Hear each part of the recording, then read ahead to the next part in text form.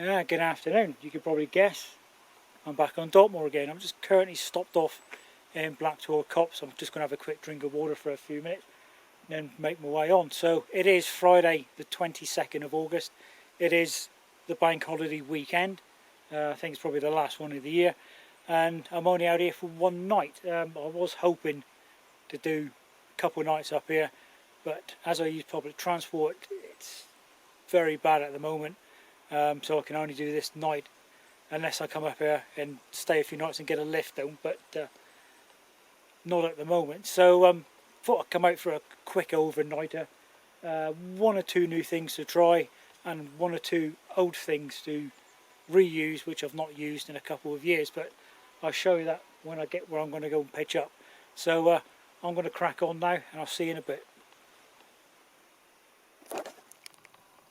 Right, you may recognise this as being one of the pictures I seem to use quite often.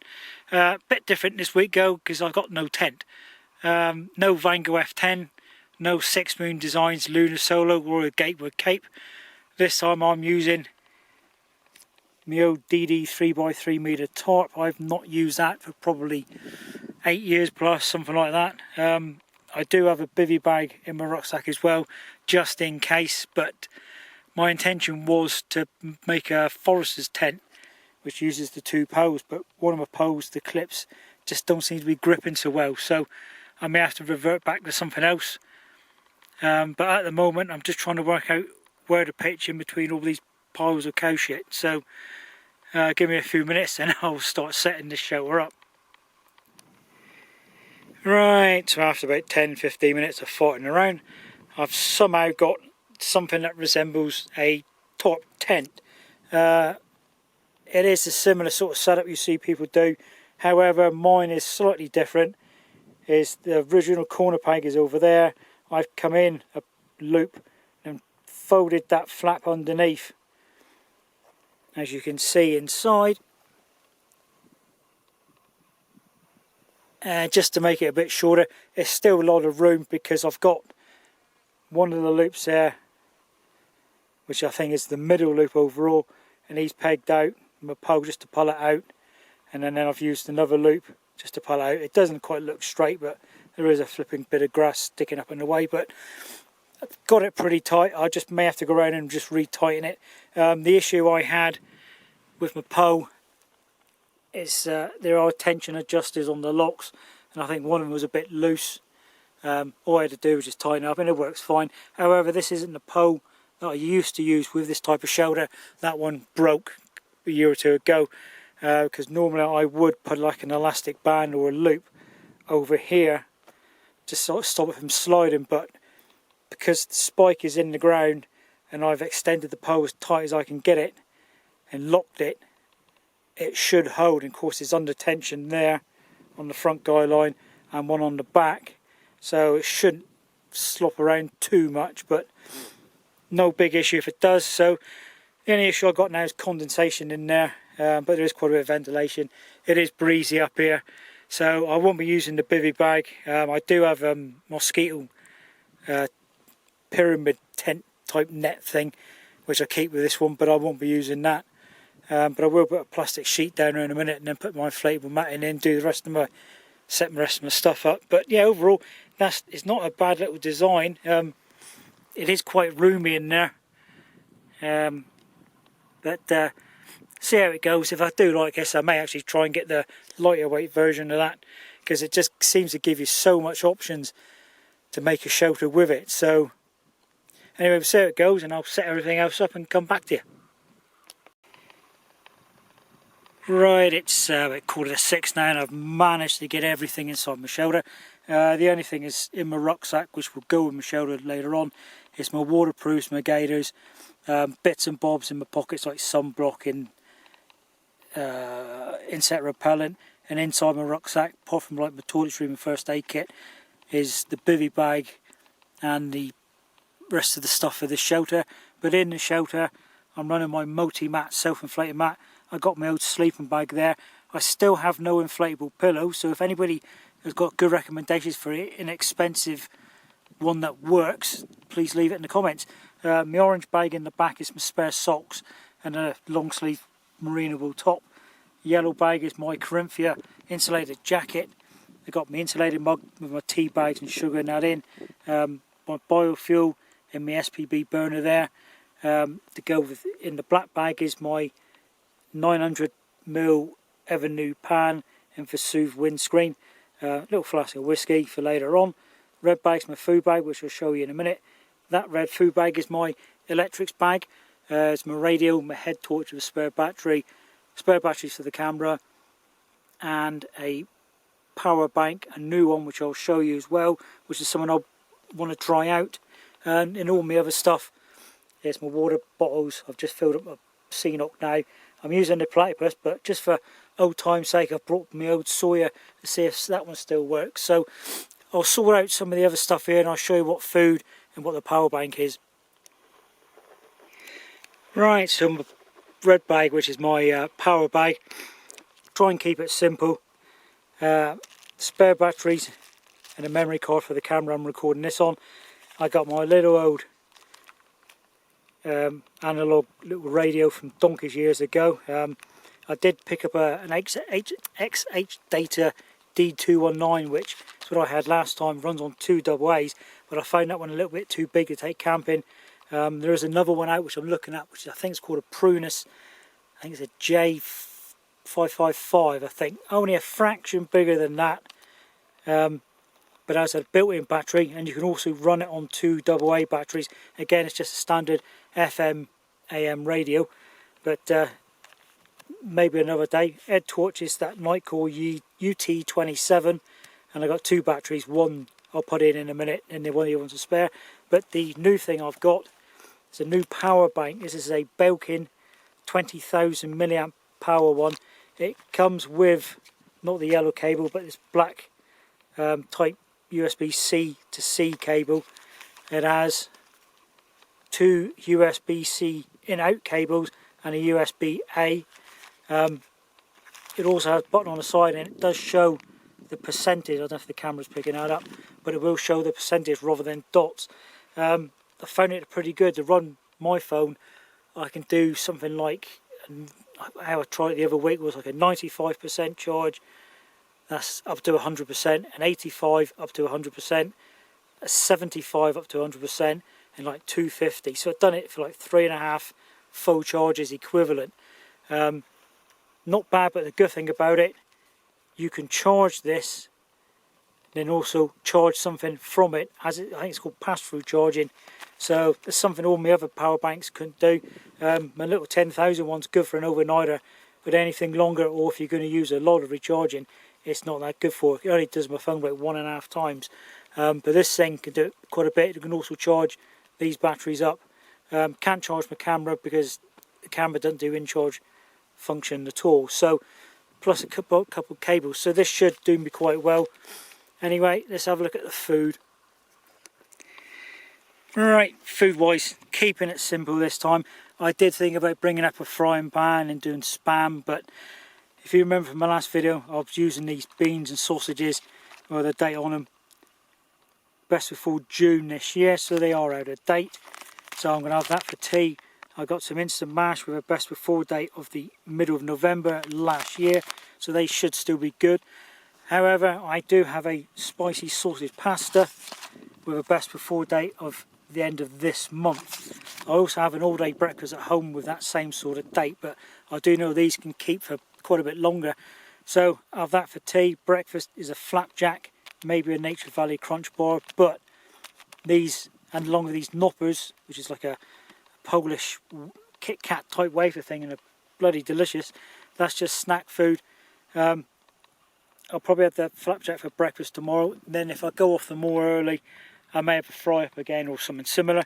If I don't, I can have that for my lunch. I also do have a cup of soup, and for drinks I've got 1 drink and chocolate and some tea bags, milk powder and sugar. I thought I did bring up some fruit drink stuff, but it looks like I haven't, so I've just got to drink water from now on. So anyway, I'm going to start some water. I may have this in a minute, but I'm going to have a cup of tea first, I think. I got some water on the go now. It's coming up to a boil, so do myself a cup of tea first. And then with the rest of the water, I'm going to make some mash up. and I'll leave that. I would say my insulated pouch, but I didn't bring that, so I'll use my little sit pad folded up just to keep that hot for about the 10 minutes. Then I'll just put some more water in there, get it boiling with that inside it, because I don't boil it first and then put that in. I'll stick that in cold and heat it up, so you're not wasting the heat transfer. But anyway, that's another story. So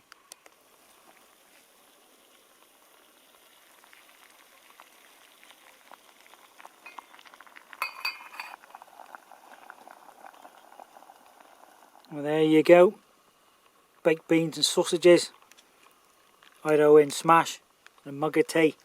Unfortunately I got no pepper or anything with me, so I think I may just chuck the mash in with the beans now. So I'm going to enjoy this, and I'll catch you in a bit. Yeah, it's 7 o'clock now, and I've just shut up, and I've just polished off a mug of tea and an Opera's biscuit for me afters. Very rude of those sheep to interrupt. Tea wise tonight, not bad actually. I'm going to have lamb tomorrow, I think. Yeah, beans and sausages were fine, even if they are out of date. They'll keep for another year anyway. As for the mash, it had a bit of a taste to it. Then again, they do go like that after they've been out of date for a while, but mixed with the beans, totally edible. I'm just going to pot around in my shelter in a minute. I've got the radio going now. I'm just going to get my insulated jacket on and get it ready to go on. Get my head torch sorted out. My stove's cooling down. I've just washed my spoon off as well. But hopefully later on, I mean, it's probably another 3/4 of an hour before that sun gets behind the hill. And then an hour after that, so we're talking about 9 o'clock before it's really dark. So I'm hoping if it does clear off a bit better, I may try and do some astrophotography or low light stuff. If not, I'll probably just get in the sleeping bag and try and get an early night.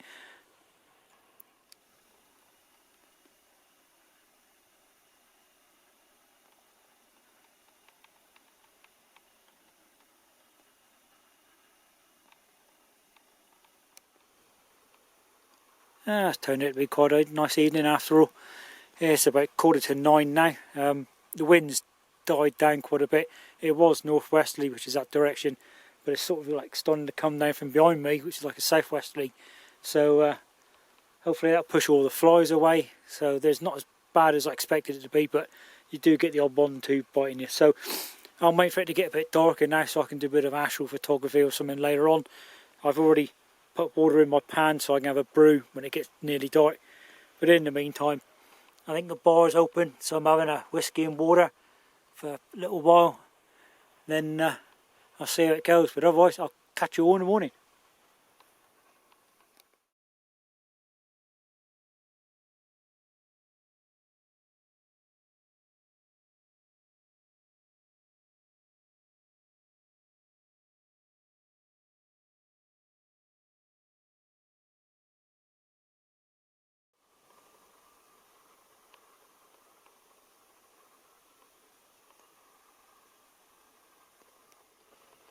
Yeah, good morning now. It's coming up to about 7:15.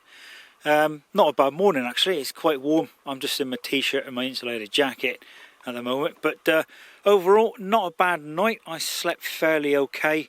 It took me a while to get to sleep, but that was down to the fact there was a fox hanging around here. I could hear it barking for a while, but I don't think he come near the shelter, so it's a good thing.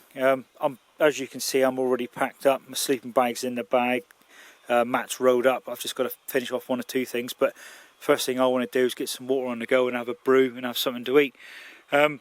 Torque wise, yeah, it held up all right. It was a bit of a breeze last night, but nothing really to worry about. But one thing I do keep forgetting is the amount of condensation you do get using a single shelter like that. But hopefully I can get it to dry a bit more before I pack it away. Anyway, let's get some water on the go. It's just after 8 o'clock now. I've managed to get the shelter down and pack everything away. That is where I slept last night, so I'm just going to double check this area, make sure I've not left any pegs or any money behind or anything. But usual thing guys, leave no trace. All of my rubbish is inside a bag, inside my rucksack, and I'll dispose of that when I find the nearest bin. So after I've double checked this area, I'll make my way up towards Lint's Tor and go from there.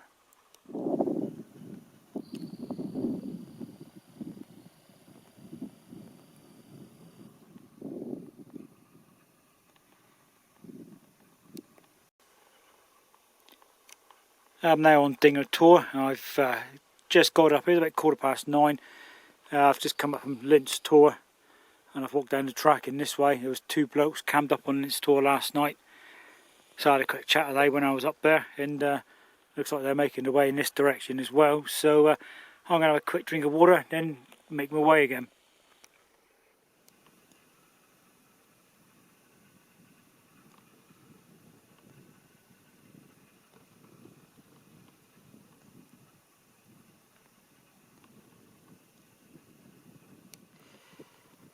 Right, I've just come along this track here. The crossroads that I normally made up to are up there. I did think about going across to East Mill Tour there. And then I thought I'd change my mind and walk all the way around on, come round onto this track, but I didn't bother, so I just cut through in the middle. So I'm just going to stop here for a minute, have a quick drink of water.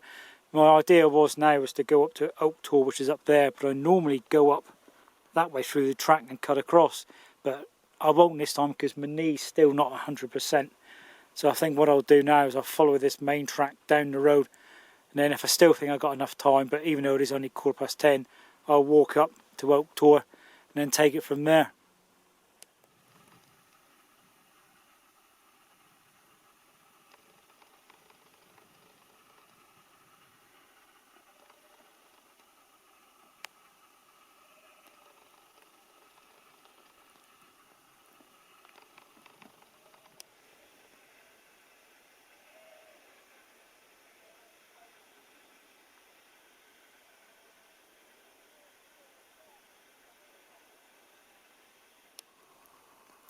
Right, I'm ending off the moor now, so this is my last bit of filming. It's been good to get out. I was hoping for it to be a bit longer, but as I mentioned, public transport is an issue now, so I can't really get up here as much as I used to, but it is what it is, and I have to make the most of it. So overall, good overnighter. Enjoyed using some new gear. That power bank for one is very good. I think I will be using that a lot more often up here now, and also it was fun reusing old gear, like that DD tarp. I stopped using it because I went to tents and tarp, lunar solos and all that sort of thing, so it was just good to reuse it. I probably will use it again in the future, but overall, good overnighter. If you like this one, give us a thumbs up. If you've got any questions or comments, and I'll get back to you. So I'm now heading back to Old Campden. I'm hopefully going to have a fry up for my lunch because I'm absolutely starving, and I'll catch you all in the next one. Cheers and gone.